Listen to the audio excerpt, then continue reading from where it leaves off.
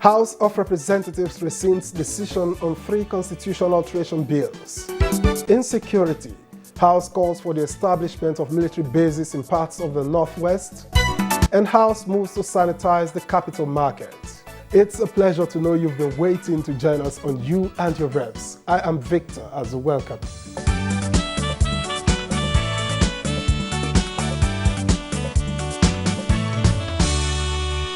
The House of Representatives has rescinded decision on 3 gender-related bills, which were among those rejected during voting on the Constitution Amendment bills. Now, the 35% affirmative action, citizenship, and indigenship bills have now been recommitted for reconsideration. National Assembly correspondent Lami Ali reports. There are issues arising therefrom, and the House, in its wisdom, has decided to take a course of action for the good of the country.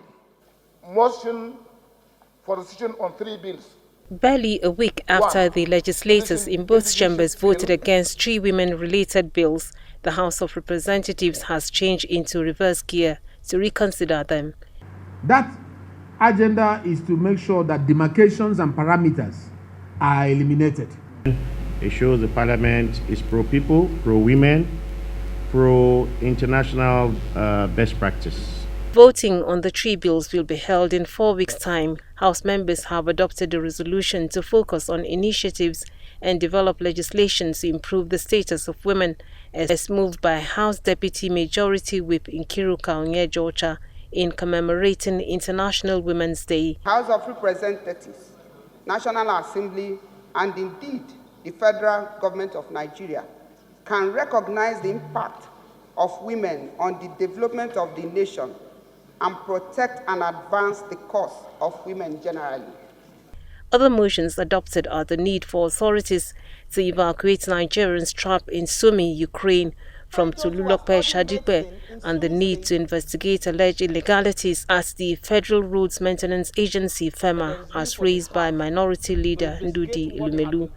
The House has adopted the report of the Conference Committee on the Nigeria Postal Service Enactments Bill. At the commencement of plenary, the Speaker read out a presidential communication seeking consideration and amendment of Section 84, subsection 12 of the Electoral Act.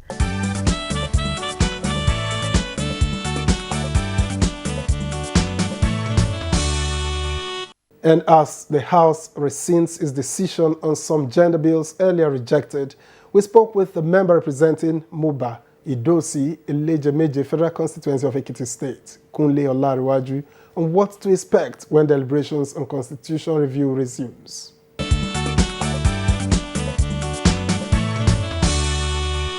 So at the last sitting,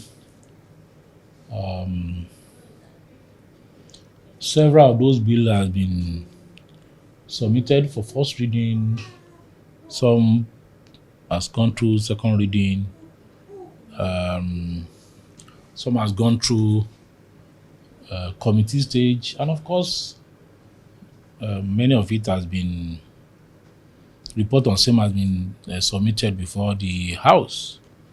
You will recall that last week we did voting on some of the clause by clause, while some of the clauses generated some controversies. Just yesterday, the House met, because of the general view, to rescind one or two of the decision we took, and be meeting again to take a final decision on, because the amendments are the alterations are so many. We'll be meeting again to take the second batch of the said alterations.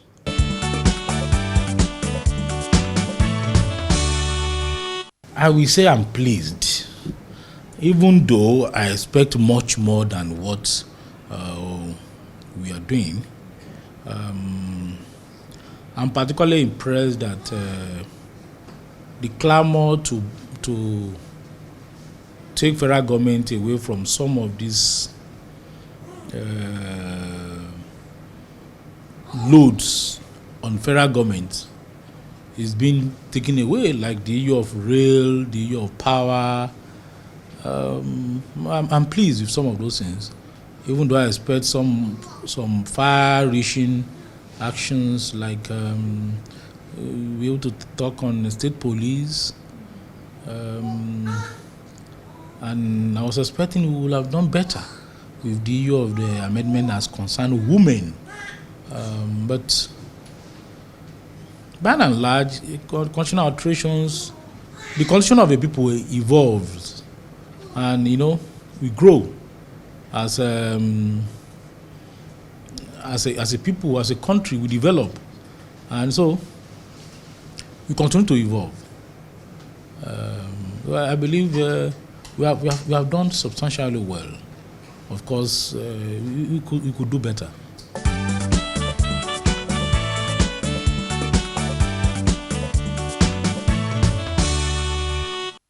In the meantime, incessant security breaches in parts of northwest Nigeria, particularly the recent attack by bandits in Kebbi State, which left close to 60 local security volunteers dead, has necessitated an appeal by the House of Representatives that authorities do establish military bases. Now, the request for deployment to further improve security in the affected areas was adopted. Representative Tonko Sununu raised the issue as a matter of urgent public importance, in which he gave an account of how bandits have made life for some communities in parts of Kebbi State difficult as they constantly carry out attacks to kill, kidnap and rustle. To urge the federal government to mobilize military, ground and air troops, and other security personnel within the shortest possible time to bring to an end the ongoing attack and take fight to the bases of the bandits. The House called for provision of assistance to those affected. The motion from Minority Leader Ndudi Elumelu urging intervention from authorities to stop incessant rape and ritual killing of women, and another from Sergio Sugun on the need to strengthen security formations in Edo State were adopted. The recent one being that of 22-year-old Miss Oluwa Bamishe Ayomola, whose corpse was found on Kata Bridge at Ogogoro community in Lagos Island 9 days after being declared missing. The setting up of a Nigerian police mobile force base and Nigerian army barracks within Edo Central Senatorial District will go a long way in curbing crimes in Oromi and Edo State. The House resolved to investigate the rising cost of aviation fuel as moved by Nolim Naji. 4 bills passed second reading, while 3 bills, including the bill to establish National Institute of Oil and Gas Technology and the bill to establish National Renewable Energy Development Agency, were considered as the committee of the whole. Bridging the gap in the oil and gas sector, which will hugely benefit the nation. I believe they are going to offer courses that will lead to award either diploma or HND or degree, and in line with that, they must conform with the guidelines of MBTE, National Board for Technical Education, or Nigerian National University Commission. Meanwhile, the acting clerk of the House of Representatives, Yahya Danzaria, has assumed duty following redeployments of the former clerk to the Senate.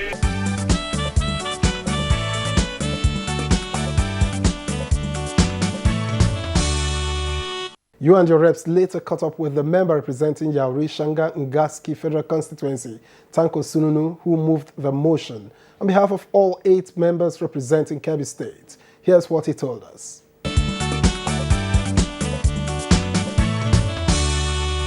The situation currently ongoing in Kebbi South as devastating, worrisome, that have the capacity to make corporate existence of the whole area very difficult.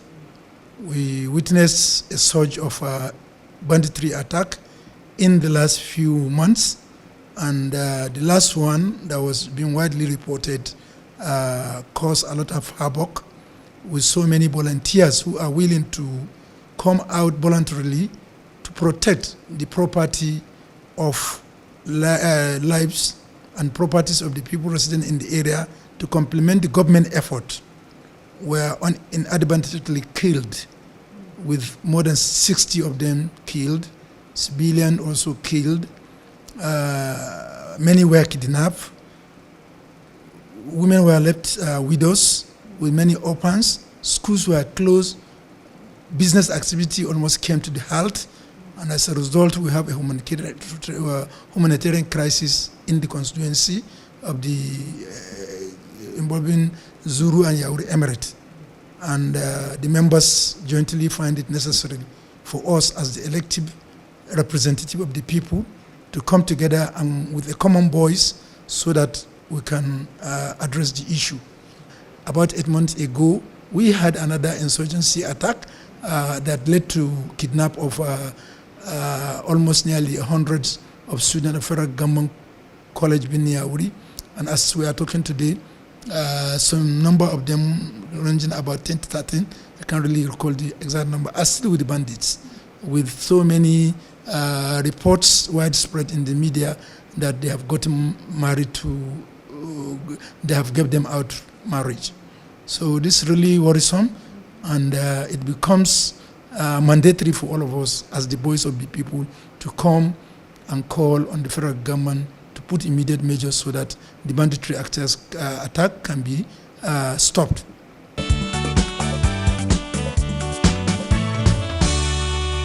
First and foremost, a concerted effort, military-oriented, both air and ground troops, so that they can quickly move into the area to stop the insurgency, because the allocation is known to people and the track they followed is also known.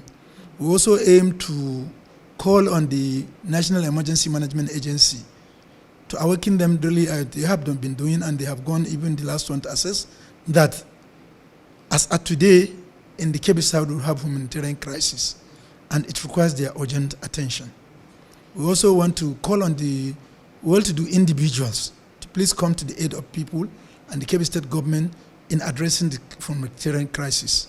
And then in the long-term measure, we are also calling on the federal government to establish a military base in Yauri area, that's in Bini Yauri, and also in Sakaba area, so that whenever there is attack, you can have a rapid response. Not only that, also improve the efficiency and the capacity of military barracks that is also in Zuru. Not only that, we try to remind the House that we have had a retreat on security, and the outcome of that meeting has already been submitted to Mr. President, and we call on the House to call for the immediate commencement of implementation of those outcomes.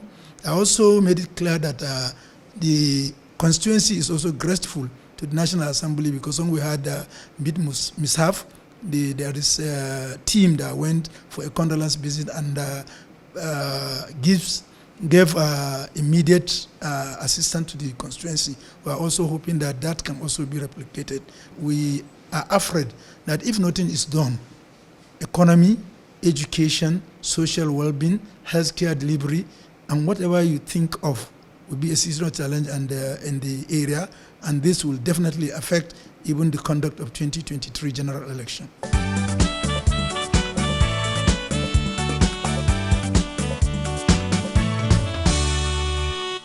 And the House of Representatives has, in line with the ease of doing business policy, commenced legislative consideration of a bill that seeks to enhance operations and performance of the capital market. Since the global financial crisis of 2019, ideas and initiatives are being put in place to boost investors' confidence in the management of financial securities. Sponsor of the bill seeking to repeal the Chartered Institute of Stockbrokers and have in its place the Chartered Institute of Securities and Investments, Babangida Ibrahim says, seeks to enhance performance and sanitize operations. The security and investment is more encompassing, taking into consideration the different segments of the responsibility of the stock exchange that are now being carried out by different specialists. Also passed at second reading is the bill to establish National Public Safety Board from Jonathan Gaza and the bill to establish National Center for Research and Production of Snake Vaccines in Kaltungo, Gombe State, sponsored by Carol Simon Elisha. The House has adopted a motion urging authorities to take steps towards curbing security breaches in parts of Benue State. In another development, the House has engaged key stakeholders on the rising cost of aviation fuel in the country in view of implications to the sector. 1 year ago, it was selling at 190 naira per liter, and as of this afternoon, sir, it was going for 670 naira per liter. It has increased the cost of operations, of airline operations. The cost of operations, fuel will take 30% of any airline all over the world. Here in Nigeria, the cost of aviation fuel is about 70% even before this increase. In Nigeria, this market forces in the morning, what you buy is not what you buy at 12 noon. It's frenzy in the market, all right, Honorable Speaker, today. No one knows what the price will be tomorrow. What traders will typically do is to make sure that they have enough cash in their hands for them to be able to go back to the market to buy the next stock. This may be where it is coming from, but that's still not an excuse for escalation of prices. I'm sure they will work with the authority to make sure that if there is any such thing, we'll deal with it jointly as an industry. We have sufficient deposit in the country that can take care. We should be concerned as to why we're having the increase. If your landing cost is about 430, why are we selling at 740? Why are we selling at that figure? More investigation will be done as to the reality of what is on ground. The meeting went into closed door.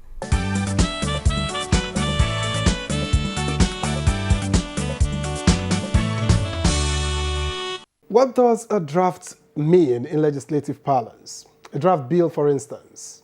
Well, the chairman of the House Committee on Rules and Business, Abubakar Fulata, is on standby to explain.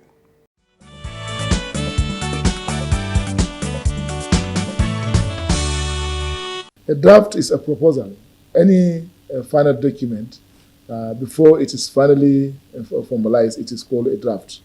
Even at the level of individuals, we normally do a sketch. If you want to write a book or a letter or something, you first of all make a draft, give it to other people to look at it in the form of draft. By the time you formalize everything and sign it, it is no longer a draft. It has become a formal document. A draft is a tentative document. In as much as it has not been formally accepted, it's still a draft.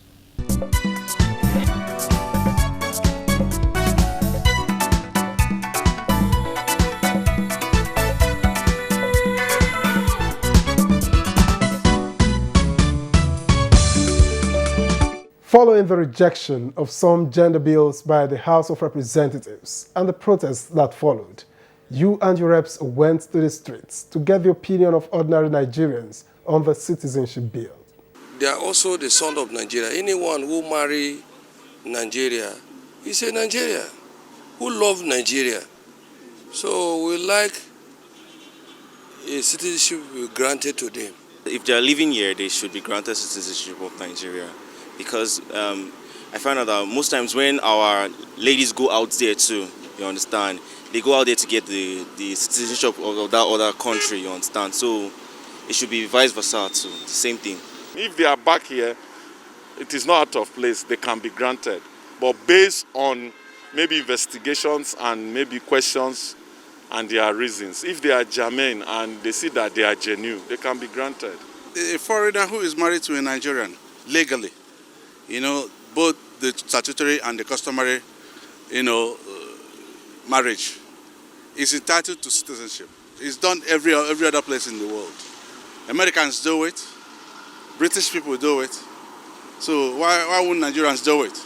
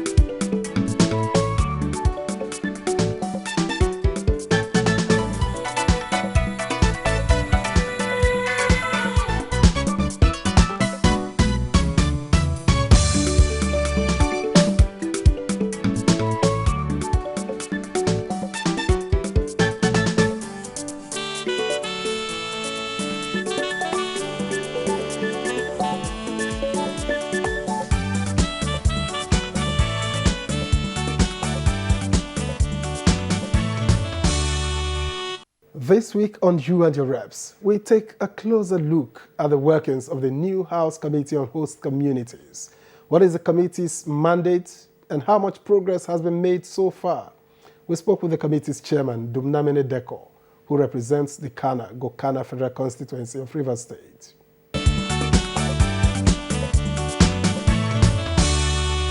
The primary mandate is to, if you go to section 20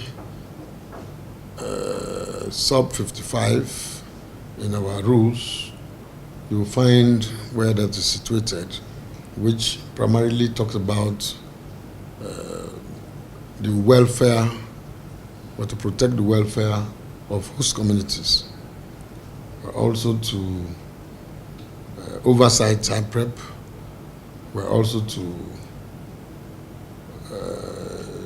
oversight the fund, the host communities fund, and a lot of other issues, youth development and all of that. There are so many things involved, those of 13% derivation, and all of that. They are quite a good number.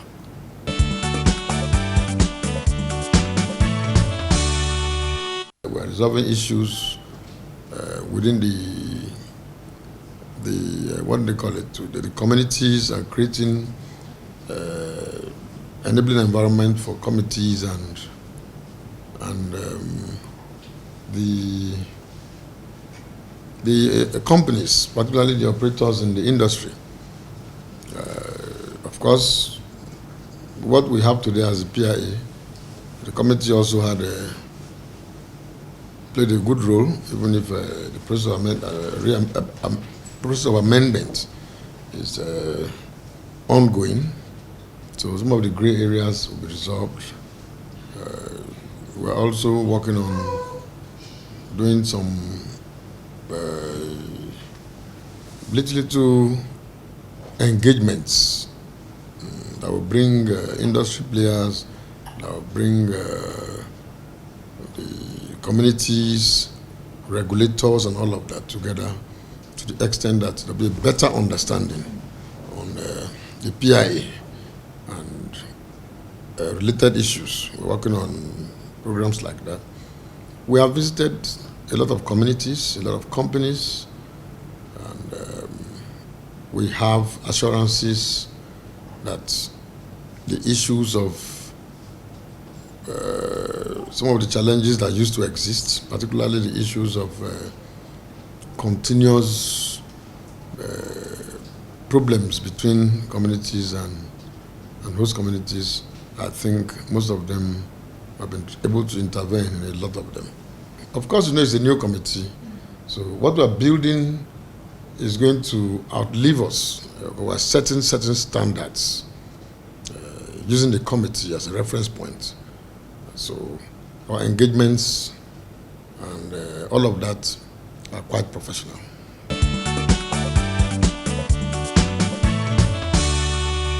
There are a whole lot of things that need to be put in place because, committee work, that's why when you hear that Parliament is overfunded, sometimes I begin to wonder, because just committee work alone takes a whole lot of funds. It takes a lot of funds. And you don't expect us, if we're going to oversight a facility, the facility owners now become the people that will fund our engagements and all of that. We don't accept that. So we do our engagements by ourselves. So I think with better funding of the National Assembly and all of that, I think it will trickle down into, because with the vision of the Speaker, I believe that we need more funds. We need more funds to be able to do our job. Because what you see is that if you invite some of these companies and agencies and the MDs and all of that, in some cases they are not forthcoming. But of course, we are mandated by law to compel anybody to appear before us. And we begin to use that instrument available to us.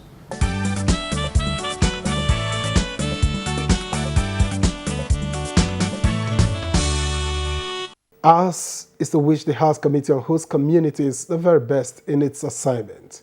And that's been You and Your Reps. We thank you for watching. I am Victor. As we join us again.